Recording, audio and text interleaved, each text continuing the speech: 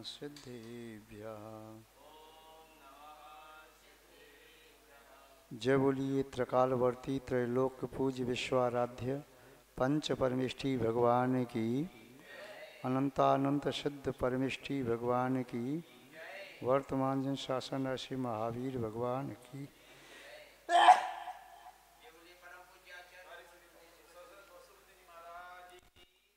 परम पूज्य आचार्य भगवान श्री कुंद कुंद स्वामी मुनि महाराज की, परम पूज्य चारित्र चक्रवर्ती आचार्य श्री शांति सागर जी मुनि महाराज की, परम पूज्य सिद्धांत चक्रवर्ती आचार्य गुरुदेव श्री विद्यानंद जी मुनि महाराज की, श्रीमद् जैन धर्म की,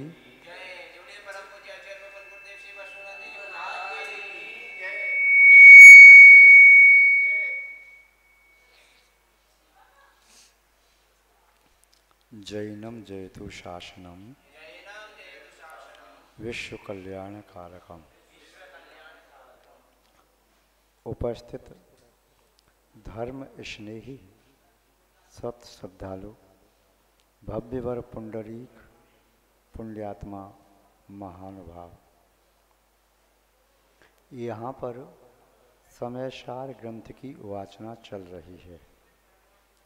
आचार्य भगवान कुंद कुंद स्वामी करुणा बुद्धि से भव्य जीवों को आत्मा के वैभव को दिखाने का सम्यक पुरुषार्थ कर रहे हैं। आत्मा के वैभव को जान लेना, आत्मा के वैभव को पहचान लेना, आत्मा के वैभव को प्राप्त करने के मार्ग में लीन हो जाना, यही वास्तव में आत्मा का सम्यक हित है। यदि हम आत्मा के वैभव को भूल करके पर पदार्थों को इकट्ठा कर रहे हैं तो निस्संदेह आत्महित से हम भटके हुए हैं। क्योंकि हमने अनादिकाल से पुद्गल को आत्मा का मान लिया, इसलिए पुद्गल को इकट्ठा करते रहे। चाहे धन को इकट्ठा किया, चाहे स्वजन परिजन को इकट्ठा किया, चाहे भवन बनाए, चाहे कोई और कारखाने गोदाम वगैरह कुछ भी बनाया, आत्मा को छोड़ करके सब वस्तुओं को अपना मानते रहे और उन वस्तुओं में सुख शांति खोजने का दुस्साहस किया, असफल प्रयास किया। आचार्य महोदय कह रहे हैं, यदि आत्मा का सुख आत्मा के अतिरिक्त अन्य पदार्थों में प्राप्त हो जाता तो आप कब के सुखी हो गए होते। क्योंकि अनादिकाल से पर पदार्थों का संग्रह ही तो किया है और पूर्व संस्कार वशात आज भी इस भव में भी व्यक्ति अपनी चेतना की रिक्तता को, अंदर के खालीपन को बाहर के पदार्थों से ही तो भरने का दुस्साहस कर रहा है, किंतु बाहर के पदार्थों से भरा नहीं जा सकता। तृष्णा की खाई खूब भरी पर रिक्त रही, पर रिक्त रही। यह तृष्णा की खाई बाहर के पदार्थों से नहीं भरेगी। यह तृष्णा की खाई भरने का एक ही उपाय है कि आत्मा की संपत्ति से एक बार परिचय कर लो, आत्मा की संपत्ति को एक बार जान लो, आत्मा की संपत्ति को पहचान लो। अपने शाश्वत वैभव को जाने बिना पर पदार्थों को प्राप्त करने की लालसा, यह केवल भिखारी की वृत्ति है और भिखारी बन करके हमने अनंत बार संसार में जन्म मरण किया। यदि इस बार भी हम भिखारी बन करके जीवन जीते रहे तो फिर हमारा मनुष्य कुल में, जैन कुल में जन्म लेना, अच्छी संगति को प्राप्त करना, देवी शास्त्र गुरु का शांति प्राप्त करना, स्वाध्याय करना, गुरु का उपदेश सुनना, भगवान की वाणी को सुनना, समझना, ये सब व्यर्थ हो जाएगा। किंतु ये मन नहीं मानता है। ये मन कहता है बार बार सुख प्राप्त करना है तो धन कमाओ, धन, जिसके पास ज़्यादा पैसा है वो सुखी है।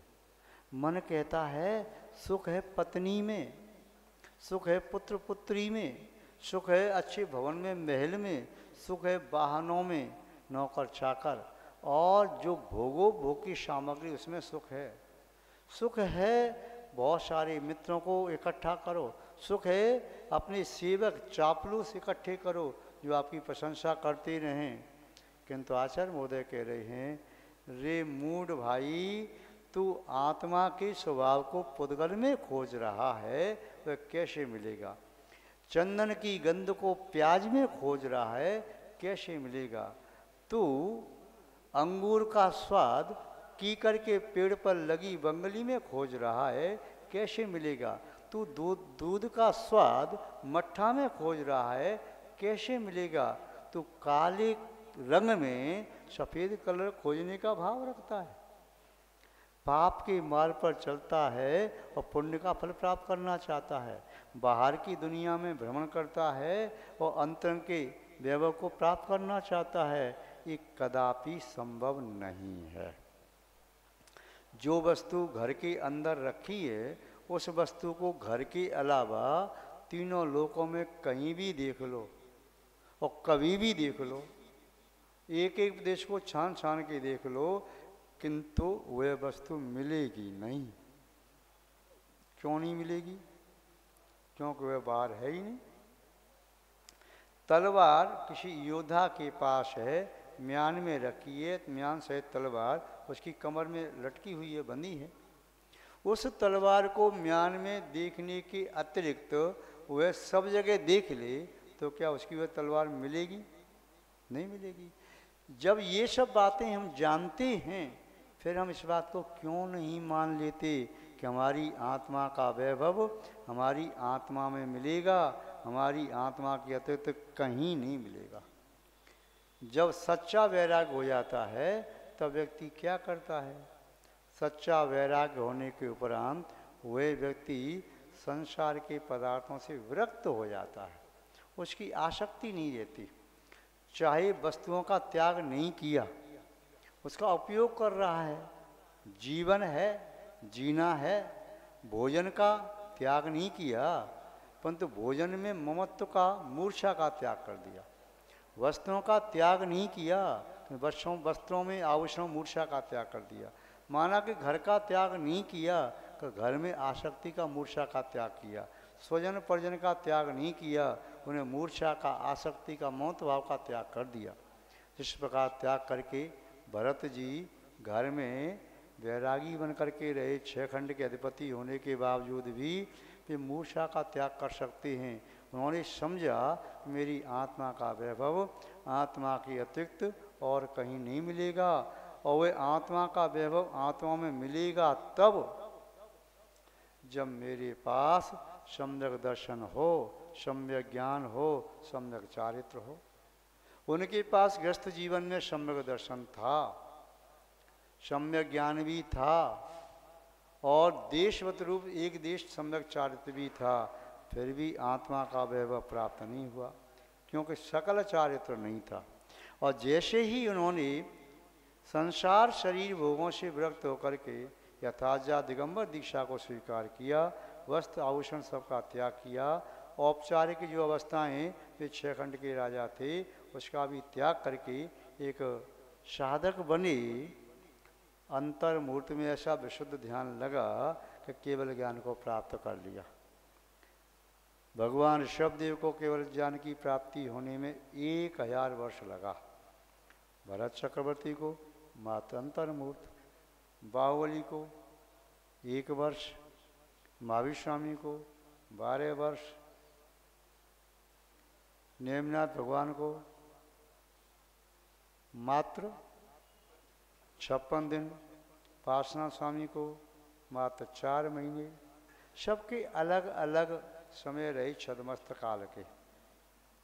जिसने पहले से तैयारी कर ली है, जो व्यक्ति दौड़ लगाने के लिए रेस में प्रथम आने के लिए आप लोग को तैयार खड़ा है, जैसे 1 2 3 बोला उसने जोड़ना प्रारंभ कर देता है।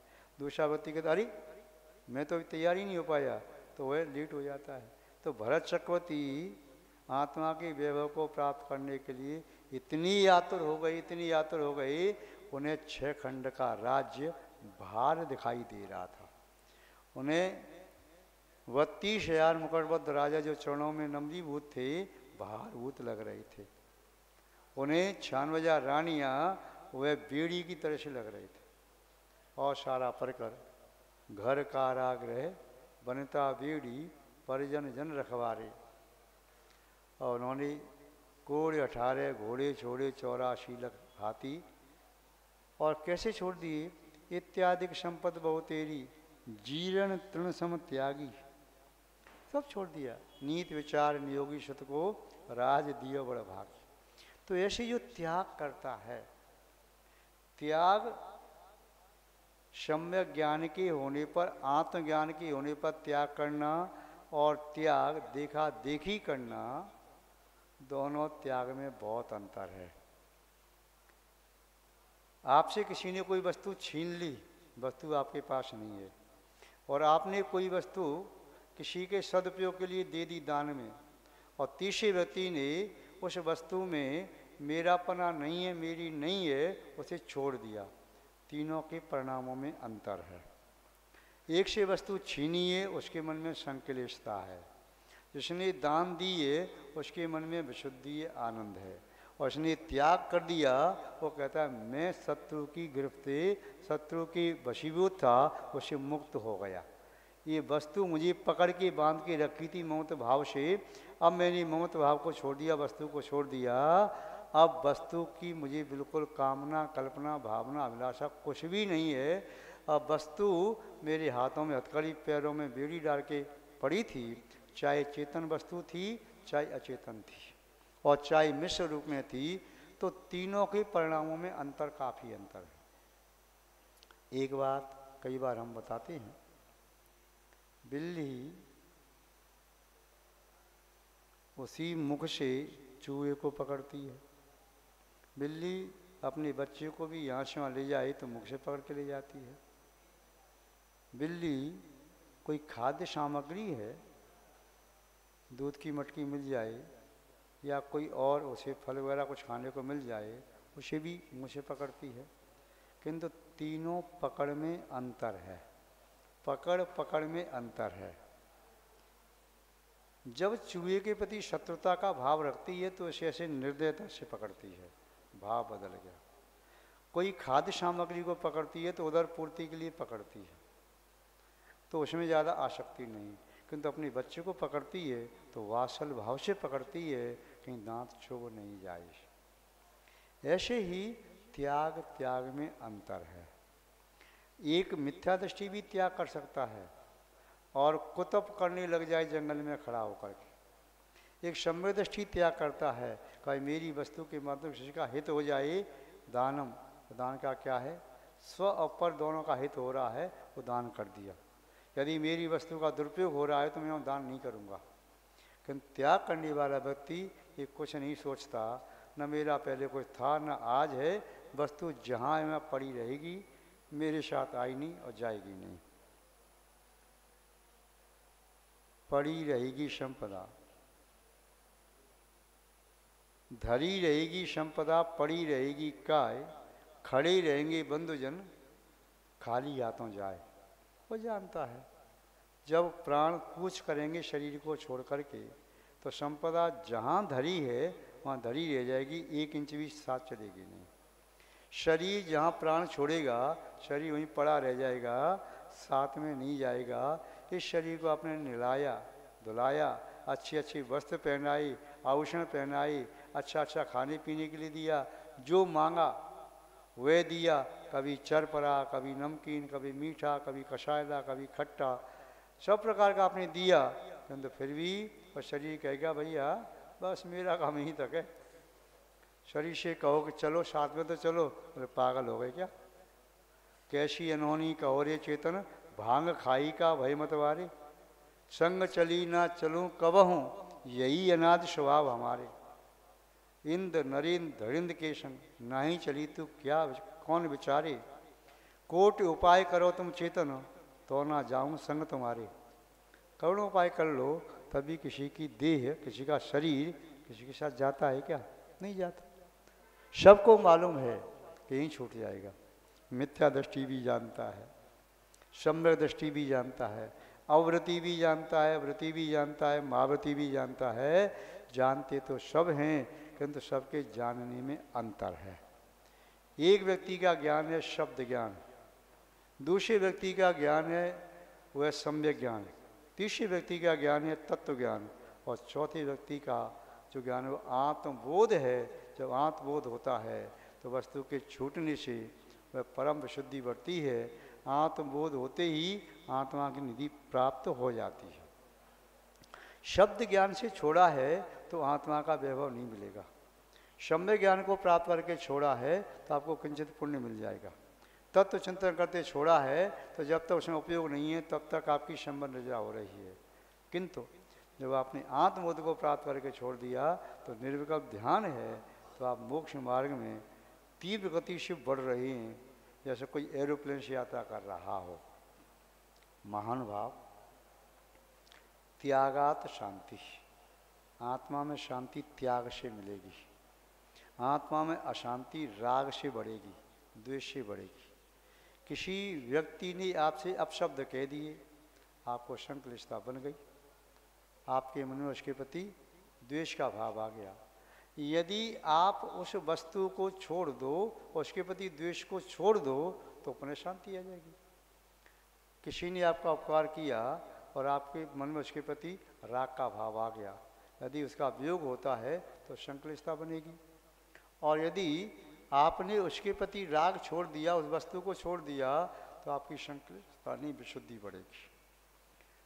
त्याग करने से जिस वस्तु के प्रति मोह का भाव था, जिस वस्तु के प्रति तीव्र राग का भाव था या द्वेष का भाव था, यदि ये भाव रहेगा तो संक्लिष्टता बनेगी। संक्लिष्टता त्यागने का कारण है वस्तु का त्याग और फिर बाद में वस्तु के प्रति ममत्व भाव का त्याग। यदि अकेली वस्तु त्याग दी, ममत्व भाव को नहीं त्यागा, तो भी शांति नहीं मिलेगी। और यदि आपने वस्तु को नहीं त्यागा, ममत्व भाव को त्याग करने की कोशिश की और वस्तु को कस के पकड़ लिया, तो ममत्व भाव छूटेगा नहीं। यदि आप कहो मेरी मूर्छा नहीं है, तो मूर्छा नहीं है तो वस्तु को पकड़ के क्यों बैठे? एक व्यक्ति बुद्धिपूर्वक वस्त्र पहनता है, ये पहनूँ, ये पहनूँ, ये पहनूँ, ये पहनूँ, इसकी मैचिंग है। और एक व्यक्ति यथाजा दिगंबर साधु है, उसके ऊपर वस्त्र कितने डाल दिए, तो दोनों के परिणामों अंतर है। दिगंबर साधु सोच रहा है कि मेरे को उपसर्ग है, और वह बुद्धिपूर्वक वस्त्र को ग्रहण कर रहा है। दोनों के परिणामों में कितना अंतर है? तो ये अंतर आत्मबोध पर निर्भर करता है। एक के पास आत्मबोध है, दूसरे के पास नहीं। वस्त्र दोनों के पास है, आभूषण दोनों के पास है। मानो किसी ने आके किसी मुनि महाराज के गले में हार पहना दिया, विश्रामय कर रहे थे, आंख बंद करके बैठे, या कोई वस्त्र डाल दिया, तो वो उसे उपसर्ग मान करके विशुद्धि बढ़ा रहे हैं। और दूसरे व्यक्ति जो बुद्धिपूर्वक ग्रहण कर रहे हैं, तो उनकी ममत्व बुद्धि है। हमारी तो खाने पीने को आसक्ति नहीं है। जब थाली में 4 चीज़ होती हैं, तो आपका हाथ जो आपको वस्तु इष्ट लगती है उसके पास ही क्यों जाता है? यदि आपको रसगुल्ला अच्छा लगता है तो अन्य वस्तु छोड़ करके आपका हाथ रसगुल्ला पर ही क्यों जाता है? फिर ऐसा क्यों नहीं मन करता जो आ जाए सो ठीक है भाई, ऐसा है, क्यों वहीं क्यों गया? क्योंकि राग आपके हाथ को वहाँ तक ले गया, उस वस्तु के प्रति राग है। और जो वस्तु आपको अच्छी नहीं लगती है तो क्या करोगे? भैया इतना पर्याप्त है, इसको अलग कर दो, ये चीज़ अलग कर दो। क्यों क्यों अलग करना? क्योंकि आपको अच्छी नहीं लगती, इसे द्वेष बुद्धि है तो उसको अलग कर दिया। यदि आपको वह खराब नहीं लगती, द्वेष बुद्धि नहीं होती, तो रखे रहने दो, जो है सो ठीक है। मुनि महाराज जी हैं, हाथ में जो आ जाए इसका त्याग नहीं है तो ठीक है, चलो त्याग है वो अलग बात है। किंतु श्रावक वो ऐसा तो नहीं करता कि भाई जो तुमने बना के दे दिया तुम्हें ले लूँगा, ठीक। वह राग तीव्र होता है तो कह के बनवाता है, आए तो भाग्यवान कुछ मीठा बना ले, महीना हो गया, वर्ष हो गई, कोई वो चीज़ नहीं बनी, आए तो ये अमुक चीज़ बना ली, आए तो ये चीज़ बना ली। यदि कहा जा रहा है तो अंदर का राग कहलवा रहा है। और यदि कोई चीज़ ऐसी बनाई जो आपको पसंद नहीं है, अरे भाग्यवान तो ये मालूम है मैं ये चीज़ खाता नहीं, फिर भी वही बना दी, तो द्वेष बुद्धि बोल रही है। और जब थाली सामने आई, या नमक है या नहीं है, मीठा है या नहीं है, जो है, और आपने भले ही कहा नहीं, मन में विकल्प आ रहा है, अब देखो बना के रख दिया, उबाल के रख दिया, इसमें नमक तक नहीं है, खाए का ये मीठा, ऐसा मीठा डाला ही नहीं है, क्या करें। विकल्प चल रहा है, मुझसे कुछ नहीं बोल रहा, मौन खा भोजन कर रहा है, किंतु विकल्प भी उसके प्रति राग का प्रतीक है। और जहाँ पर उसे एहसास ही नहीं हो रहा, जो आया मुस्कुराते हुए आनंद से ले लिया, क्या आनंद आ रहा है। मुझे जो कुछ भी खाने के लिए मिल रहा है, भोग भोग की सामग्री मिल रही है, मेरे पुण्य कर्म के उद्देश्य मिल रही है, पाप के उद्देश्य अनिष्ट कारक मिलती है। अब मेरा पुण्य का उदय नहीं है कि मुझे यथेक्ष वस्तु मिल जाए, तो मैं दूसरों पर क्यों जल रहा हूँ, क्यों क्रोध करूँ। मेरा पुण्य का उदय है, अपनी आप वस्तु कहीं से चल कर के दूर से आ जाएगी, और पुण्य का उदय नहीं है, टेबल पर रखी रह जाएगी। वो शावक कह रहा है कि अरे मारे मैं तो भूल गया, ये चीज़ आपको देनी थी, आपके स्वास्थ्य के लिए अनुकूलती रह गए। यदि पुण्य का उदय नहीं है तो अंजलि में भी आ गई, फिर भी नहीं खा पाई, क्यों। अंतराय हो गया, बाल आ गया, मुंह से कुछ बमन हो गया, कुछ भी हो गया, अंतराय हो गया, या और कोई कारण से अंतराय हो गया।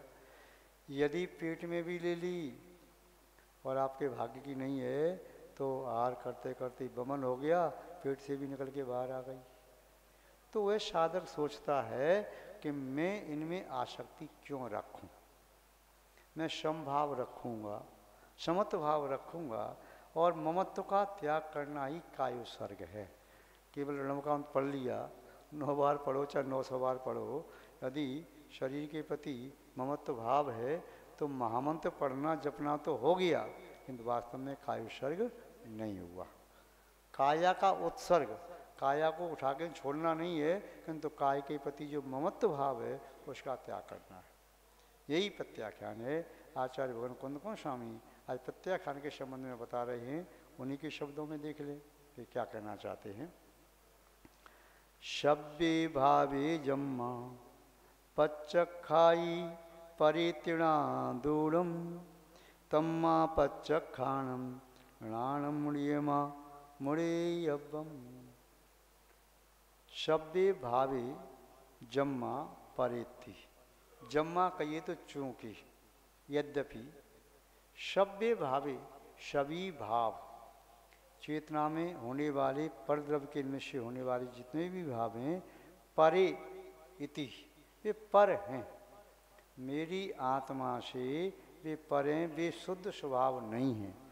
जो कोई भी मेरी आत्मा में होने वाला भाव है, यदि परद्रव्य के निमित्त से हो रहा है तो पर भाव है।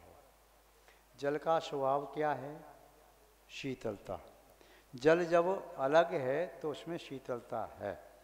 अग्नि का संयोग मिल जाए तो उष्णता आ जाए, परद्रव्य के संयोग से उसमें विकृति आ गई। ऐसे ही आत्मा में परद्रव्य के अलग होने पर भाव बन रहा है, मेरा स्वभाव हो सकता है। स्वभाव कहो और स्वभाव कहो एक ही बात है, अपना स्वयं का भाव या स्वयं का नियति शुद्ध स्वभाव हो गया। और परद्रव्य के निमित्त से जो भाव पैदा हो रहा है, क्रोध का, मान का, माया का, लोभ का, राग का, द्वेष का, मोह का, वस्तु को ग्रहण करने का, या हास्य, रति रति, शोक, भय, जुगुप्सा, स्त्रीविद, पुरुषविद, नपुंसकविद, कोई भी भाव हो रहे हैं परद्रव्य के निमित्त से होते हैं, शुद्ध अवस्था में तो नहीं होते। यदि शुद्ध अवस्था में हों तो अनंतों को होना चाहिए, सिद्धों को होना चाहिए। इसका आशय भी कषाएं मेरे भावों को विकृत कर रही हैं, और वे भाव चूंकि मेरे हैं नहीं, मैंने पकड़ लिया उनको। जब मेरे भाव भी नहीं है, पकड़ लिया है, तो वे दुख दे रही हैं।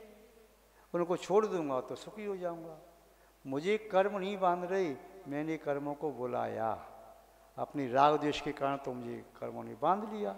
यदि मैं नहीं बुलाता तो नहीं बांधते, सिद्ध कर्मों को नहीं बुलाते, आज सब नहीं होता उनके पास, मिथ्या प्रवृत्ति, प्रमाद, कषाय योग आदि नहीं है, उनके पास कर्म नहीं आते। ये सब चीज़ मेरे पास हैं तो मेरे पास कर्म आ रही हैं, आ रही हैं तो अपना प्रभाव भी दिखाएंगे। यदि फूल आया है तो सुगंधी देगा, और प्याज आई है तो बदबू देगी।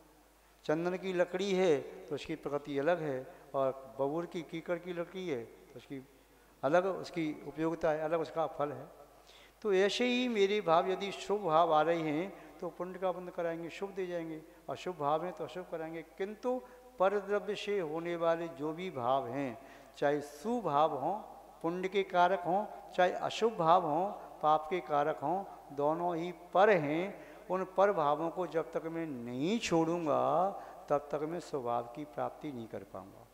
आचार्य महोदय कह रहे हैं, जम्मा चूंकि परे इति सभ्य भावे, पर निमिष होने वाले सभी भाव मुझे पर हैं, इसको रादूड़म जान करके पच्चक खाई, जो प्रत्याख्यान करता है छोड़ देता है। क्या छोड़ता है? भावों को छोड़ देता, पर भावों को। किंतु बात ये भी पर भाव जिस निमित्त से हो रहे थे उस निमित्त को नहीं छोड़ेंगे तो पर भाव छूटेगा नहीं। जल का स्वभाव शीतलता था, वह शीतल है, अग्नि के निमित्त से वह गर्म हो गया। अब अग्नि को उस जल से दूर मत करो तो क्या अग्नि के माध्यम से हुई जल में शीतलता वह वापस आ सकती, उष्णता छूट सकती है क्या? मान लो आपने उस उष्ण जल में बर्फ डाल दी, ठंडा पानी डाल दिया, किंतु वह जल अग्नि के संयोग से फिर पानी गर्म होगा। इसलिए जिस निमित्तों से, जिस वस्तु के माध्यम से मेरे चित्त में मोह का भाव जागृत हो रहा है, राग द्वेष का भाव जागृत हो रहा है, या अन्य कोई भी लोकशाही रूप भाव जागृत हो रहा है, हास्य रति रति शोक भय जुगुप्सा स्त्री पुष्ण पुंसा वेद, या क्रोध मान माया लोक का भाव जागृत हो रहा है, उन भावों को छोड़ने के लिए उन निमित्तों को पहले छोड़ो जो निमित्त आपके ऐसे भाव बना रहे हैं। इसे जैन दर्शन में कहा, भैया अशुभ निमित्तों से बचो। अशुभ निमित्तों से बचना भी एक साधना है, फिर शुभ निमित्तों को प्राप्त करो, तो आपकी दूसरी साधना हो गई। फिर शुभ निमित्तों को भी छोड़ दो, फिर आप अपनी आत्मा में लीन हो जाओ, उनका भी त्याग कर दो। क्रमशः आगे बढ़ोगे तो बढ़ पाओगे। पहले कांटे वाले रास्ते को छोड़ दो, जिसमें कांटे हैं, कांच हैं, कंकड़ पत्थर हैं, जो आपके शरीर को लहूलुहान कर रहे हैं। फिर बाद में सही मार्ग है, उसे भी छोड़ दो। क्या करो? जहाँ पर जाकर के आप बैठ गए, जहाँ आपको जाना था वहाँ जाकर के विराजमान हो गए, अब शुभ मार्ग की भी आवश्यकता नहीं है। मंजिल तक पहुँच गए तो पहले पाप को छोड़ दो, शुभ के मार्ग को पकड़ो। बाद में जहाँ पहुँचना है, शुद्ध की मार्ग में पहुँचना है, वहाँ पहुँच गए तो शुभ का मार्ग अपने आप छूट जाएगा। तो प्रत्याख्यान के बारे में कह रहे कि चूँकि पर द्रव्य के निमित्त से आत्मा में होने वाले भाव ये सब पर भाव हैं, उनका त्याग जो करता है या त्याग करना चाहिए। तम माँ, इसलिए पच्चखानम जो प्रत्याख्यान है, णाणम नियमा मुनिदब्बम, वह ज्ञान ही प्रत्याख्यान है। आत्मबोध से त्याग हो जाता है, वैराग्य हो जाता है, संयम आता है। और यदि आत्मबोध नहीं हुआ तो वस्तु को छोड़ने पर भी उसके प्रति राग द्वेष मोह छूटेगा नहीं, त्याग नहीं होगा। इसलिए आप क्या पढ़ते? विन जानीते दोष गुणन को कैसे तजिए गए। बिना जान के न तो दोषों का त्याग है न गुणों की प्राप्ति है। तो प्रत्याख्यान का आशय है, जीवन में प्रत्याख्यान तब आता है जब जीवन में प्रत्याख्यान के पहले ज्ञान आ जाए और आप जान लो कि ये मेरे लिए हानिकारक है, ये मेरे लिए लाभदायक है। तो पहले उस हानिकारक को छोड़ो, लाभदायक को पकड़ो। उसके बाद में जब आपको आत्मा का वैभव प्राप्त हो जाएगा तो लाभदायक शुभ भी छूट जाएगा। अरे संसार में कौन शत्रु कौन मित्र, सब ठीक है, मुझे अपनी आत्मा में लीन होना है, अपना हित करना है, कोई मेरा बुरा नहीं कर सकता, कोई भला नहीं कर सकता, मुझे ही अपना भला बुरा करना है। तो मैं इन निमित्तों से प्रार्थना होकर के इन निमित्तों को छोड़ूं, फिर अपने आप को संभालूं और आत्मा को आत्मा में लीन कर दूं, तो यह वास्तव में सच्चा प्रत्याख्यान होगा। अन्य प्रत्याख्यान तो बहुत होते हैं। आज हमने नमक का त्याग कर दिया और निगाह है, आज नमक ले लेते तो ठीक रहता, त्याग नहीं करते तो ठीक रहता। अब आज हमने इसी का त्याग कर दिया, अब मन कर रहा है कोई चीज़ ले लेते। कोई वस्तु का त्याग किया और उसको ग्रहण करने की भावना बलवती अंदर हो रही है, तो आप सोचो वह त्याग कितना सार्थक हो पाएगा। किंचित फल तो देगा, हम ये भी नहीं कह रहे कि फल बिल्कुल नहीं देगा, किंतु वह पूर्ण सार्थक नहीं है। पूर्ण सार्थक कब है? कि वस्तु का त्याग करने के साथ साथ उस वस्तु के प्रति जो राग द्वेष का भाव था, ममत्व का भाव था, उसे भी छोड़ दो। और भाव तब छूटेगा जब आपके अंदर उस वस्तु के प्रति विरक्ति का भाव आ जाए। यदि आपके सामने दूध में छिपकली गिर पड़ी, हलवाई ने झावे से लेकर छिपकली को बाहर फेंक दिया, भट्टी में डाल दिया और दूध आपको फेंट करके दे दिया, तो आपने देख लिया, तो उस दूध को आप पियोगे क्या? दूध से विरक्ति हो गई, वो आपको दूध का ज्ञान है, छिपकली पड़ी थी, और जिसने नहीं देखा, ज्ञान नहीं है, तो वह पी जाएगा। तो अज्ञानता के कारण व्यक्ति आत्मा के लिए हानिकारक जो वस्तुएं उन्हें भी ग्रहण कर लेता है। किंतु जैसे ही ज्ञान होता है, ज्ञान अंतरंग में हो जाए, तो कहेगा भैया मैं जहर नहीं खाऊंगा, भूखा मर जाऊंगा भले ही।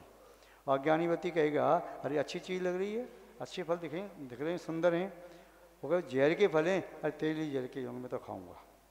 तो कहने का अभिप्राय ये है कि जब आत्मबोध होता है तो पर वस्तु छूटने में देर नहीं लगती और विकल्प नहीं आता।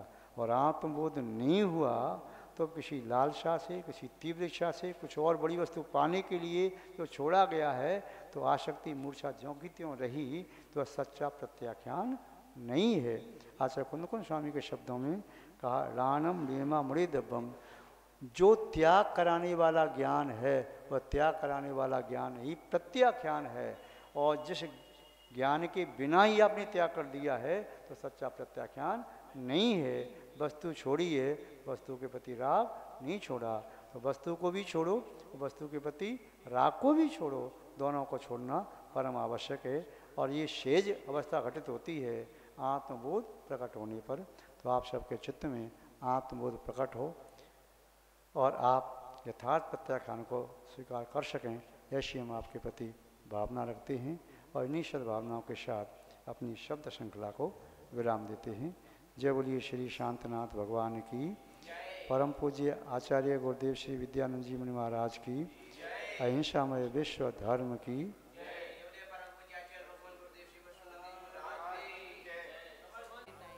गायों